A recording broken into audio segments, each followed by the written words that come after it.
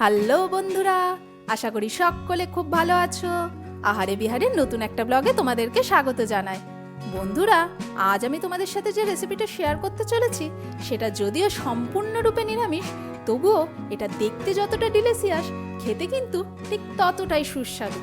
পাতে পড়লে মনে হবে যেন কোনো নিমন্ত্রণ বাড়িতে আমন্ত্রিত। আর সেটাও আমি সার্ভ করেছিলাম একদম রাজকীয়ভাবে, কাশ্মীরি পোলাওয়ের সাথে। আজকের রেসিপি স্টাফড পটেটো। তার জন্য আমি এখানে নিয়ে নিয়েছিলাম মিডিয়াম সাইজের বেশ কিছু আলু। আলুগুলোর খোসা ভালো করে ছাড়িয়ে আমি বেশ খানিকক্ষণ জলে ডুবিয়ে রেখেছিলাম। এরপর আলুগুলোর সামনের অংশটা এইভাবে একটুখানি কেটে বাদ দিয়ে আলুগুলোকে ভালোভাবে আমাদের স্কুপ করে নিতে হবে। একটা পিলারের সাহায্যে প্রথমে আলুর সামনের অংশটা একটুখানি বাদ দিয়ে তারপর ধীরে ধীরে পিলারটাকে ঘুরিয়ে ঘুরিয়ে আলুর ভেতরের শ্বাসগুলোকে আমাদেরকে বের করে নিতে হবে। তোমরা চাইলে এখানে পিলারের বদলে চামচের সাহায্যেও এটা করতে পারো, তবে বেশ ধীরে ধীরেই ঘুরিয়ে কিন্তু আমাদের শ্বাসগুলোকে বের করে নিতে হবে, যাতে আলুটা কোনোভাবে কেটে বা ফেটে না যায়। এইভাবে ভালোভাবে ঘুরিয়ে ঘুরিয়ে যতটা সম্ভব আলুর ভেতরের শ্বাসটা কিন্তু আমরা বের করে নেব। সুন্দরভাবে আমাদের আলু এখানে স্কুপ করা হয়ে গেছে, আর বাইরের গায়ে কোনো অংশ কেটে বা ফেটেও কিন্তু যায়নি। ঠিক এইভাবে আমি আরেকটা আলু তোমাদের স্কুপ করে দেখিয়ে দিই কিভাবে করতে হবে। তবে আমি যেহেতু এখানে মিডিয়াম সাইজের আলু ব্যবহার করছি, তাই আমি গোটা আলুটারই এখানে স্টাফিং করব। তবে তোমরা যদি খুব বড় মাপের আলু নিয়ে থাকো, সেক্ষেত্রে আলুটাকে অর্ধেক করে টুকরো করে মাঝখান থেকে স্কুপ করে শ্বাসটা বের করে, মানে একটা আলুকে দুটো ভাগে তোমরা স্টাফিং করে এই রেসিপিটা বানাতে পারো। ঠিক একইভাবে আলুর মাঝখান থেকে স্কুপ করে সমস্ত শ্বাসটা আমরা সুন্দরভাবে কিন্তু বের করে নেব।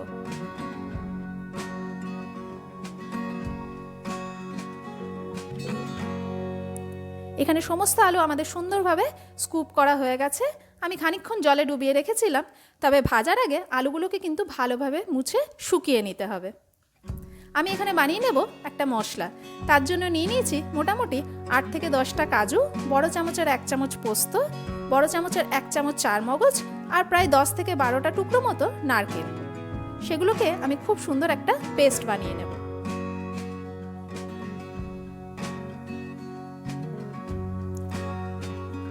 এরপর পালা আলুগুলো ভেজে নেওয়ার। তার জন্য আমি কড়াইয়ে দিয়ে দিলাম বেশ খানিকটা রিফাইন্ড অয়েল। তোমরা যে কোনো সাদা তেল, সানফ্লাওয়ার অয়েল বা রাইস ব্র্যান অয়েল, যে কোনো তেলেই, মানে যে কোনো সাদা তেলেই তোমরা কিন্তু এই রেসিপিটা বানিয়ে ফেলতে পারবে। এরপর আলুগুলোকে দিয়ে আমি এখানে একটুখানি ভাজা ভাজা করে নেব। আমাদেরকে আলুগুলো এখানে এমনভাবে ভাজতে হবে যাতে মোটামুটি ভাজতে ভাজতে আলুগুলো এখানে যেন 60% মতো কুকড হয়ে যায়। 2-3 মিনিট আলুগুলো ভাজা ভাজা হলে আমি এতে দিয়ে দেব আন্দাজ মতো একটুখানি নুন, আর দিয়ে দেব সামান্য একটুখানি হলুদের গুঁড়ো। তবে আমি এখানে খুব সামান্য হলুদ গুঁড়োই ব্যবহার করেছি, যাতে আলুর মধ্যে একটা সুন্দর কালার আসে তার জন্য। বাকি টোটাল রেসিপিতে আর কোনো জায়গায় কিন্তু আমাদের হলুদের ব্যবহার হবে না।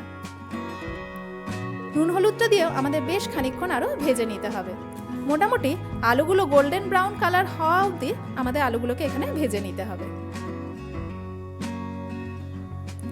আলুগুলো এখানে ভাজতে ভাজতেই মোটামুটি 60% মতো যেন কুকড হয়ে যায়, বাকি 40% আমরা গ্রেভিতে কুক করে নেব। আলুগুলোর মধ্যে একটা সুন্দর কালার চলে এসছে, আর আলুগুলো কিন্তু আমাদের বেশ ভালোভাবে ভাজাও হয়ে গেছে। সেগুলোকে আমরা তুলে নিলাম। এরপর স্টাফিংয়ের জন্য আমি এখানে নিয়ে নিয়েছি আমুল পনির। তবে আমি এখানে 200 গ্রাম পনিরই কিন্তু ব্যবহার করব না, 100 গ্রাম পনির আমি এখানে ব্যবহার করব। আর বাকি 100 গ্রাম আমি ব্যবহার করেছিলাম ওই যে তোমাদের সাথে আগের দিন যে রেসিপিটা শেয়ার করেছিলাম কাশ্মীরি পোলাও, তাতে। পনিরটা আমি এখানে খুব ভালোভাবে প্রথমে গ্রেট করে নেব।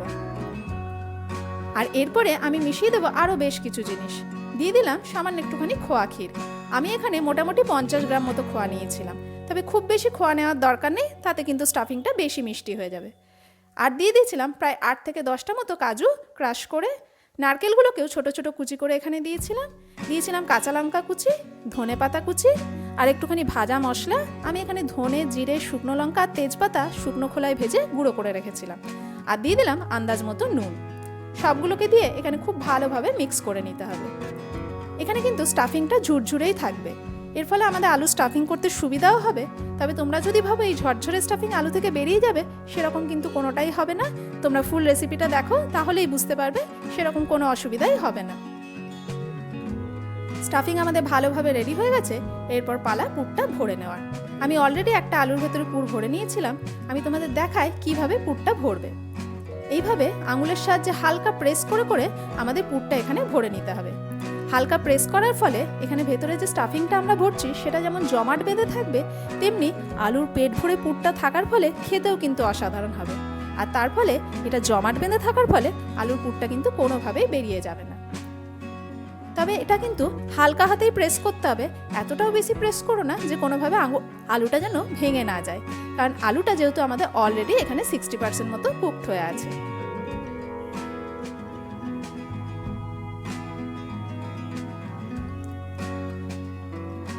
এখানে আমাদের কিছুটা স্টাফিং বেঁচেও গিয়েছিল, আর আলুগুলো আমাদের এখানে খুব ভালোভাবে এখানে স্টাফিং করা হয়েও গেছে। এরপর পালা এর গ্রেভিটা বানিয়ে নেওয়া। তার জন্য আমার যে আলু ভাজার তেলটা ছিল সেটা আমি খানিকটা পরিমাণে এখানে কমিয়ে নিয়েছিলাম, আর ওই তেলে দিয়ে দিলাম বেশ খানিকটা গোটা জিরে। গোটা জিরে ছাড়া এখানে কিন্তু আর ফোড়নে কোনো মশলা যাবে না। আর তারপরে দিয়ে দিয়েছিলাম বেশ খানিকটা টমেটো বাটা। আমি এখানে একটা বড় মাপের টমেটোকে ভালোভাবে পেস্ট করে নিয়েছিলাম। সেটাকে দিয়ে জাস্ট 1 থেকে 2 মিনিট নাড়াচাড়া করার পর দিয়ে দিয়েছিলাম বেশ কিছু মশলা।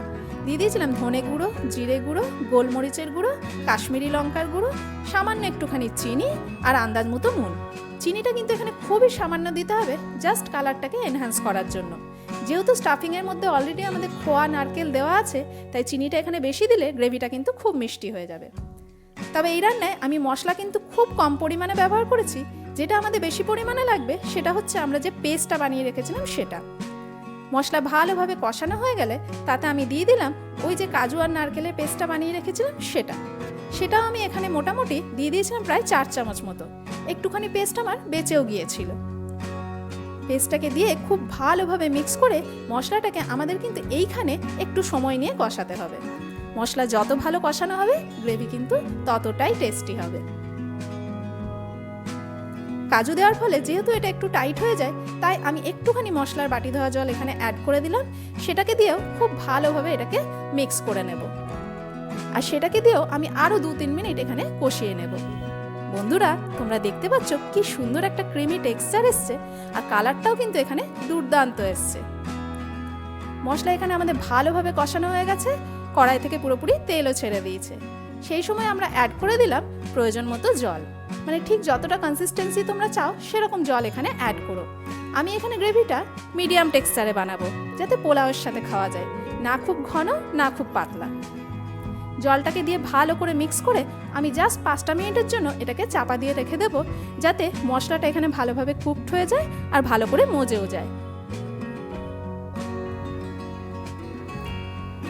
5 মিনিট পর ঢাকনা খুলে সেটাকে আরেকবার নাড়াচাড়া করে আমি এরপরে অ্যাড করে দেবো স্টাফড করে রাখা আলুগুলো এখানে দিয়ে আমাদের বাকি 40% কিন্তু এই অবস্থাতে কুক করে নিতে হবে। আলুগুলো ফোটার ফলে এখানে কিন্তু সবার শেষে তোমরা দেখবে কোনোভাবেই কিন্তু স্টাফিং বেরিয়েও যাবে না, আর আলুগুলো গ্রেভির সাথে কিন্তু খুব ভালোভাবে এখানে মজেও যাবে। আলুগুলোকে দেওয়ার পর আমি আরও 10 মিনিটের জন্য এটা চাপা দিয়ে হতে দিলাম, যাতে আলুগুলো ভালোভাবে সিদ্ধ হয়ে যায়। 10 মিনিট পর ঢাকনা খুলে আমি একবার চেক করে নেব আলুগুলো আমাদের এখানে ঠিকঠাকভাবে সিদ্ধ হয়েছে কিনা। তবে যদি না হয়ে থাকে সেক্ষেত্রে আরও 5টা মিনিট টাইম তোমরা এক্সট্রা দিতে পারো। সবার শেষে আমি অ্যাড করে দিলাম সামান্য একটুখানি গরম মশলার গুঁড়ো। গরম মশলার গুঁড়োটা দিয়ে ভালোভাবে মিক্স করে এই অবস্থায় আমি কিন্তু গ্যাসের ফ্লেমটা অফ করে দেব। তবে গ্যাসের ফ্লেমটা অফ করেই আমি সঙ্গে সঙ্গে কিন্তু এটাকে সার্ভ করব না, আমি আরও 5 থেকে 7 মিনিটের জন্য এটা স্ট্যান্ডিং টাইমে রেখে দেব। যেহেতু এটার মধ্যে কাজু দেওয়া আছে তাই এটা আরেকটুখানি ঘন হয়ে আসবে, আর ঠিক যেরকম কনসিস্টেন্সি আমরা চাই ঠিক সেরকম অবস্থায় এলে তবেই আমরা এটাকে নামিয়ে নেব। ব্যাস, রেডি হয়ে গেল আমাদের স্টাফড পটেটো। আমি এটা সার্ভ করেছিলাম কাশ্মীরি পোলাওয়ের সাথে, যার রেসিপির লিঙ্ক আমি তোমাদের ভিডিওর শেষে দিয়ে দেব। তবে এটা যে কোনো ফ্রাইড রাইস, পোলাও বা নান, যে কোনো রাইস আইটেমের সাথে কিন্তু খুব ভালো যাবে। বন্ধুরা, আমার এই রেসিপিটা যদি তোমাদের ভালো লেগে থাকে প্লিজ একটা লাইক করে দিও, আর অবশ্যই চ্যানেলটিকে সাবস্ক্রাইব করো। যদি ফেসবুক থেকে দেখে থাকো পেজটিকে ফলো করার অনুরোধ রইল। বন্ধুরা, সামনেই আসছে নববর্ষ। সকলকে জানাই নববর্ষের আগাম শুভেচ্ছা। সকলে ভালো থেকো এবং সকলকে ভালো রেখো।